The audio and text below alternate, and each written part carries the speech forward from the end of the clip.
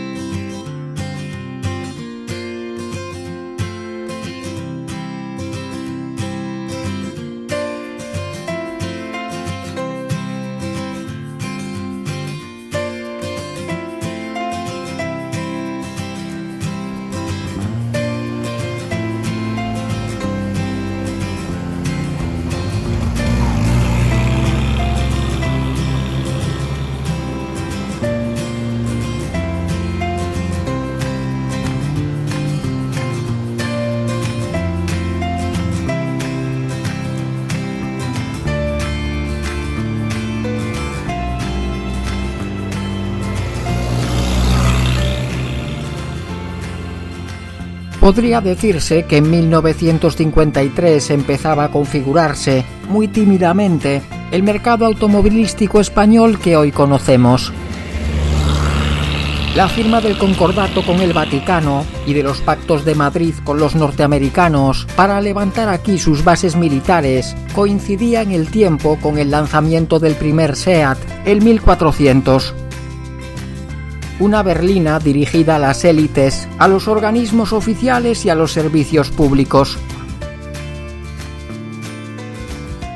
Hace también 70 años nacía en Valladolid el primer turismo fabricado por Fasa, un pionero todo atrás, mucho mejor adaptado a las necesidades reales de nuestro país, pobre y todavía aislado. La respuesta, con 4 puertas, al escarabajo de Volkswagen y el principio de la prodigiosa aventura industrial de la firma del rombo en España.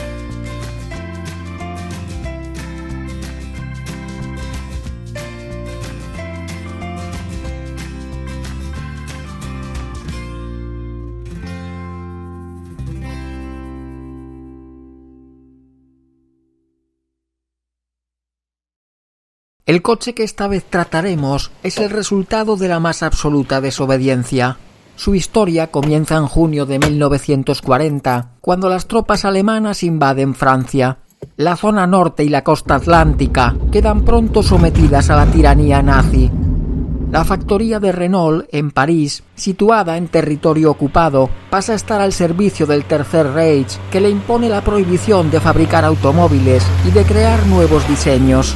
Todos sus esfuerzos deben concentrarse en reparar o, en todo caso, producir vehículos militares. Aunque un grupo de ingenieros, encabezados por Picard y Serra, desafiarán esa prohibición en la clandestinidad. El proyecto 106, el de un coche pequeño y económico, acababa de nacer y cuenta con el consentimiento, prácticamente desde el principio, del propio Louis Renault, reacio a los utilitarios. Sería desarrollado, partiendo de cero, junto a un turismo de tipo medio-alto, con el que competir con el Citroën tracción. El primer prototipo se termina a finales del año 42. Con un frontal muy abombado, recuerda al KDF alemán, el futuro Volkswagen, que había sido presentado y aclamado en el Salón de Berlín de 1939. A pesar de los bombardeos aliados y de la estrecha vigilancia de los invasores, un segundo prototipo, realizado en chapa de acero en lugar de aluminio, luce casi su aspecto definitivo. En el verano de 1944, París recobra su libertad. Louis Renault, acusado de colaboracionismo con los alemanes, es hecho prisionero y fallece poco después en la cárcel. Pierre Lefaucheux, nuevo líder de la firma, decide hacerse cargo del proyecto 106, en el que se involucra personalmente. Tan solo queda, para finalizar la génesis de este relato, que el general de Gaulle nacionalice la sociedad, lo que sucederá en enero del 45, con la creación de la Régie Nationale des Usines Renault. A finales de ese año, Terminada la guerra, un tercer y último prototipo, ya con 4 puertas, ve la luz. Es el último. Tan complicado como su gestación será la industrialización del futuro modelo que se llevará a cabo entre los escombros de una durísima posguerra. Para cumplir el ambicioso plan de producción de 300 unidades diarias, se hizo necesario desarrollar unas herramientas de fabricación muy avanzadas y versátiles, las célebres transfer. Capaces de realizar varias operaciones sobre una misma pieza, estarán diseñadas y construidas por la propia Renault. Después de que los preseries hubiesen sido mostrados a Ferdinand Porsche, entonces prisionero en Francia, como un mero formalismo, el pequeño Renault se presentaba oficialmente en el primer Salón de París de la posguerra, celebrado en octubre del año 46. Este gran automóvil para todo el mundo se denominará simplemente 4 caballos, en referencia a la potencia fiscal según las disposiciones francesas. Debido a las enormes dificultades, las primeras unidades, destinadas a la exportación, no salen de las líneas de producción hasta el 12 de agosto del 47, casi un año más tarde de su puesta de largo. Su éxito es inmediato. En palabras de Ramón Roca, era imposible encontrar otro automóvil digno como él, de 4 puertas y prestaciones suficientes, cuyo precio fuese, si no menor, al menos semejante. El color amarillo, único en los ejemplares más veteranos, era una consecuencia más de la guerra. La pintura empleada era la incautada Afrika Korps, con la que ésta camuflaba sus vehículos en el desierto. Este hecho hizo que pronto se conociese popularmente al 4 caballos como el trozo de mantequilla. Un trozo de mantequilla que se derretirá a lo largo y ancho del hexágono, poniendo a Francia sobre 4 ruedas. Un país que había pasado del infierno a la esperanza, y un coche, como también leíamos 70 años después en Retroviseur, producido con casi nada porque faltaba todo, que hizo posible lo impensable, devolver la sonrisa a un pueblo. Estos primitivos 4 caballos se caracterizan por un volante negro de 3 radios, por el velocímetro con forma de herradura, por unas minúsculas ópticas traseras y por montar una matrícula rectangular en la zaga. A España, que sufría una doble posguerra y una férrea dictadura, llegan pronto los primeros 4 caballos salidos de Billancourt, que circulan con matrícula nacional a partir de 1948. Desde entonces, este símbolo nacional francés no dejará de evolucionar. Para el año 49 se dispondrá de 2 nuevas versiones. La normal y la luxe, algo más equipada, que se suman a la comercial con las puertas traseras paneladas. Las primeras modificaciones de importancia llegan ese año. Se adoptan unos intermitentes en los montantes traseros que sustituyen a las flechas indicadoras y el techo se vuelve más abombado para mejorar la habitabilidad. En la trasera las ópticas aumentan su tamaño y dejan de estar situadas en posición central. Del primer todo atrás producido en serie en Francia, su fabricante sigue destacando un confort sorprendente y la gran amplitud que disponen las 4 plazas en su interior, a pesar de una longitud de solo 3,60 metros. Las 4 puertas serán un plus frente al escarabajo germano. Curiosamente, como podemos leer en este catálogo comercial de 1949, se afirmaba además que el 4 caballos era la berlina de 4 plazas con el mejor coeficiente aerodinámico del mundo. Donde no había variaciones es en su pequeño e infatigable motor, un 4 cilindros refrigerado por agua de 760 centímetros cúbicos, capaz de entregar 18 caballos. Suficientes para que sus 560 kilos en vacío alcanzasen una velocidad máxima de 90 kilómetros a la hora en tercera, porque sólo disponía de 3 marchas.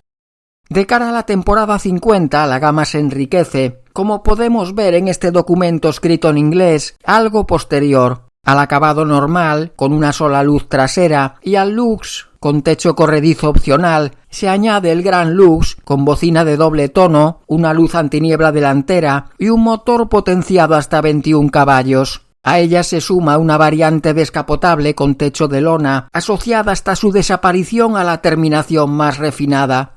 Y en el Salón de París de ese año, el propulsor reduce ligeramente su cilindrada. De esta forma, podrá participar en las competiciones deportivas en la categoría de menos de 750 centímetros cúbicos, y con gran éxito, como veremos. Desde entonces, en los mercados anglosajones, el modelo se conoce simplemente como 750. En el interior, lo más destacado es que la instrumentación pasa a ser de tipo alado, más completa, como la que incorpora nuestro protagonista. Para la temporada 52, la oferta se simplifica. Se elimina el acabado normal, el Luxe, con 18 caballos, pasa a denominarse Affairs y el Gran Luxe es sustituido por una nueva denominación, tanto o más pretenciosa, Sport. El descubierto compartirá el motor de 21 caballos con este último. Dejamos pendiente una evolución a la que todavía le faltan unos 10 años por recorrer para regresar a casa.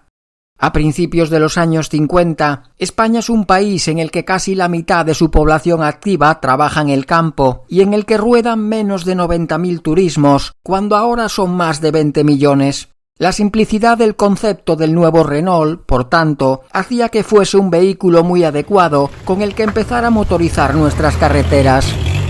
En febrero de 1951 se firma la cesión, a título personal, de la licencia para fabricar el popular 4 caballos en nuestro país. La persona que estaba detrás de ese título personal era Manuel Jiménez Alfaro, militar artillero, ingeniero de armamento y vinculado desde hacía más de 20 años a la automoción. El lugar elegido es Valladolid, ciudad ferroviaria y castrense, comercial y agrícola. A pesar de las tensas relaciones franco-españolas, Renault había accedido a cambio de no poner un solo franco en la futura sociedad y de seguir manteniendo el control de la red comercial. En esta aventura, al señor Jiménez Alfaro le quedan por resolver otras 2 cuestiones no menos importantes: conseguir la financiación y, sobre todo, convencer al autárquico gobierno de Franco. SEAT, constituida hacía unos meses, con un 51% del capital en manos del Instituto Nacional de Industria, será el principal escollo a salvar, ya que en las altas esferas no se veía con buenos ojos la existencia de una empresa que pudiese suponerle una mínima competencia. Tras laboriosos trámites y negociaciones, en octubre se concede finalmente la autorización oficial. Un par de meses más tarde quedaba constituida la nueva sociedad, denominada, sin mucha imaginación, Fabricación de Automóviles S.A. o FASA.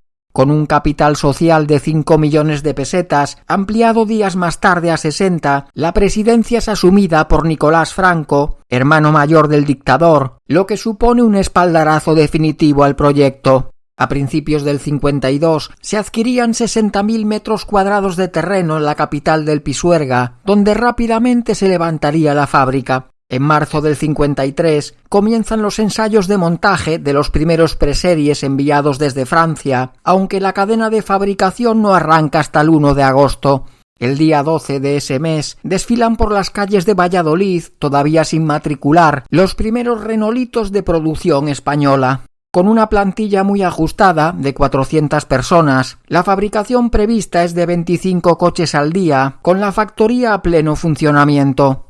En el inmenso complejo de Vilancourt, del país vecino, la empresa estatal fabrica más de 404 caballos al día, y la producción total acumulada es ya de unas 400.000 unidades. A diferencia de SEAT, en este proyecto se confía plenamente en la industria auxiliar, escasa y muchas veces incapaz de satisfacer una producción a gran escala. De esta forma, tras una breve etapa inicial, el motor sería fabricado en Santander por Nueva Montaña Quijano, la embutición de la chapa recaía en la valenciana Cointra y las cajas de cambio provenían de la firma hispalense ISA. Según el compromiso con el Ministerio de Industria, desde la primera unidad el 25% del valor de las piezas era de origen español, porcentaje que iría ascendiendo hasta conseguirse la total nacionalización. Nuestros 4 caballos se correspondían con el modelo francés para 1953, concretamente con la versión Sport que ya hemos visto, pero con algunas diferencias. Las primeras 1.000 unidades lucían el laureado escudo de Valladolid en el volante y para mejorar la refrigeración del motor se incluían unos respiraderos horizontales bajo el capó a ambos lados de la matrícula, de la misma manera que en las versiones deportivas, como enseguida comprobaremos. El 1 de octubre comienza la fabricación en serie de la higuita y las primeras entregas se realizan en noviembre. Su precio franco-fábrica, sin impuestos, se fijaba en 79.000 pesetas, cuando el salario mensual de un trabajador especialista de la propia FASA era de unas 600 al mes. Su compra suponía ahorrar más de 10 años sin gastar un solo duro. Era, por tanto, un lujo al alcance de muy pocos. Rápidamente el coche sería bautizado popularmente como 4x4 en alusión a su campaña publicitaria de lanzamiento, que lo anunciaba como un 4 plazas con 4 cilindros. Como se refleja en estos anuncios, la comercialización y el servicio postventa se llevaría a cabo a través de la red de concesionarios y agentes de la Sociedad Española de Automóviles Renault, constituida en 1909. FASA se encargaría simplemente de las actividades industriales. En aquella España de la alpargata y el gasógeno, la oferta automovilística, antes de finalizar 1953, se limitaba prácticamente a los SEAT 1400, bastante más caros, y a los absolutamente inalcanzables Pegaso Z102, los fascinantes deportivos que fabricaba Enasa. Un año en el que irrumpía la Coca-Cola, elaborada en Barcelona, y en el que se suprimía, al fin, el racionamiento de la gasolina, cuyo litro costaba 5 pesetas. Volvamos a Francia, donde el 4 caballos era el coche más vendido hasta 1955. Es ya un mito, como lo era su mitad, solo numérica, el 2 caballos de Citroën. Volvemos para conocer las evoluciones que teníamos pendientes, alguna de las cuales irá adoptando nuestro Renault castellano. A principios del año 53, la Régie presenta la curiosa y efímera versión Service, todavía más simplificada, sin parangón en España. En ella se prescinde de la bigotera y los asientos quedan reducidos, todavía más, a la mínima expresión. Y en el Salón de París de ese año, el 4 caballos desvelaría su nueva cara. Las 6 barras horizontales son sustituidas por 3 de mayor grosor. Coincidiendo con este restyling, la rueda de repuesto pasa a estar situada verticalmente en el maletero, que gana capacidad, lo que hace necesario que la batería se desplace al vano trasero. Aunque no todos los 4 franceses dispondrán de 3 bigotes.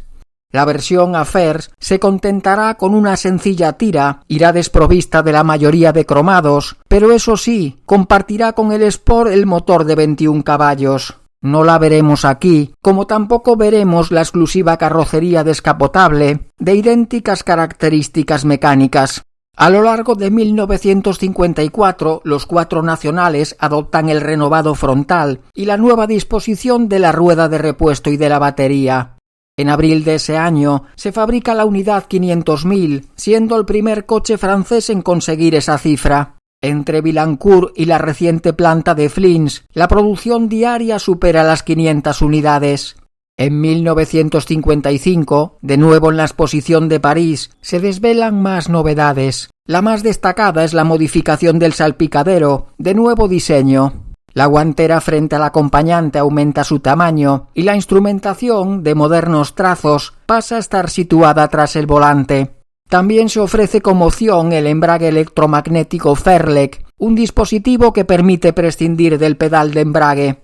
El apriete del disco de fricción se realiza gracias a un electroimán activado por un botón situado en la palanca de cambios y alimentado por la dinamo de 6 voltios.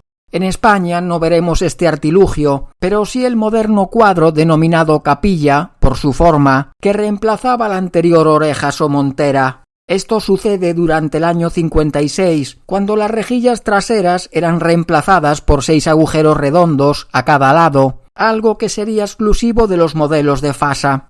Para la temporada 58, las características llantas en estrella se eliminan en favor de unas macizas, unas llantas que nunca serán empleadas por los 4x4 españoles. Si se elimina, como sucedía en sus parientes franceses, la toma de aire móvil situada en la base del parabrisas. A finales de ese año 58, el 4 caballos se convierte en el primer automóvil francés en superar el 1.000.000 de unidades fabricadas. La mayor parte de ellas salidas de ese gigantesco barco de piedra que era la isla de Segan, a orillas del Sena. En nuestro país la producción de los 4x4 superó las 26.000 unidades, aunque su demanda había llegado a acumular unas 120.000 peticiones. Su comercialización finalizaba en 1959, pero desde agosto del año anterior se fabricaba en Valladolid su heredero, su Delfín, el Renault Dauphine.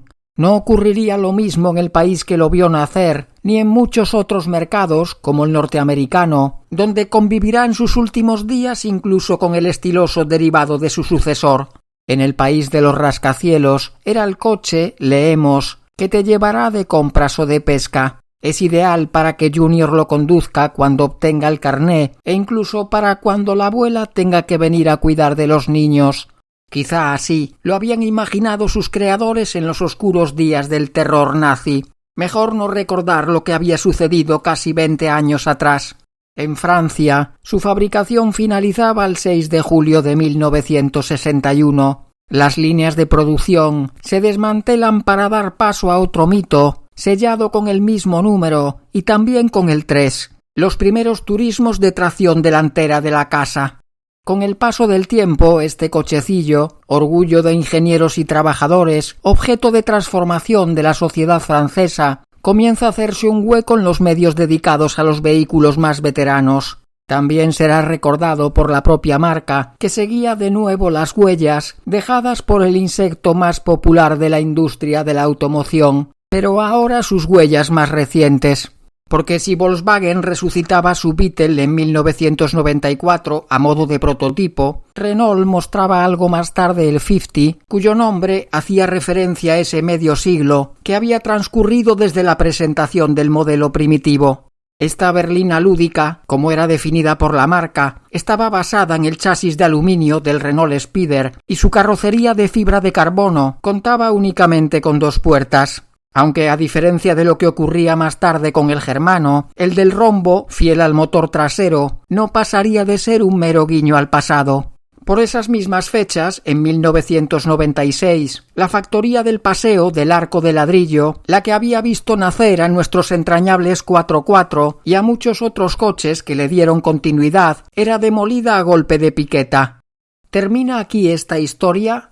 ¿En un terreno desolado? Sería un final muy triste. Y hubiésemos olvidado buena parte de las versiones más exclusivas o curiosas del 4 caballos. Además de en España, fue construido bajo licencia en Australia, Bélgica, Inglaterra, Israel o Japón. En este último caso, sería ensamblado por el fabricante de camiones Hino Diesel y se diferenciaba de sus congéneres por una parrilla específica. Sería en el país del sol naciente, curiosamente, donde en 1963 nacían las últimas unidades. Desde mediados de los 50, también los 4 patrullaron las calles de París. La versión policial fue conocida popularmente como Pi, Urraca en francés, por la combinación de sus colores, blanco y negro. Contaba con las puertas rebajadas para facilitar la movilidad de los agentes, con una luna trasera más grande y con unos asientos tubulares tipo Citroën 2 caballos. Aunque a nuestro terrón de mantequilla le gustaba mucho más ser perseguido que perseguir, su palmarés en competición es tan impresionante como lo había sido su penoso nacimiento. Vence en su categoría en el Rally de Montecarlo, en las legendarias 24 horas de Le Mans, en la Mille Miglia o en las 12 horas de Sebring. En algunas de estas pruebas se consagra a sus mandos un tal Jean Redelé, que acabaría fundando la firma Alpine, cuyo primer vehículo, el A106, empleaba la plataforma y la mecánica de un 4 caballos. Consciente de su potencial, en 1951 Renault entraba oficialmente en competición, creando para ello el legendario R1063. Este carreras cliente, del que se produjeron unos 70 ejemplares, estaba provisto de determinadas partes de la carrocería en aluminio, ventilación del motor adicional como los españoles, tren de rodaje y frenos reforzados y un 4 cilindros notablemente modificado que podía superar los 40 caballos. En España, por desgracia, la primera unidad fabricada por Fasa estuvo a punto de acabar convertida en chatarra. Pero el tesón de Enrique Martí Mingarro y del Club Español de Amigos del 4x4 logró evitarlo. Tras una minuciosa restauración, esta joya descansa hoy en el Museo de la Ciencia de Valladolid. Y para poner en valor su extraordinaria trascendencia, en 2004, la Junta de Castilla y León lo nombra bien de interés cultural.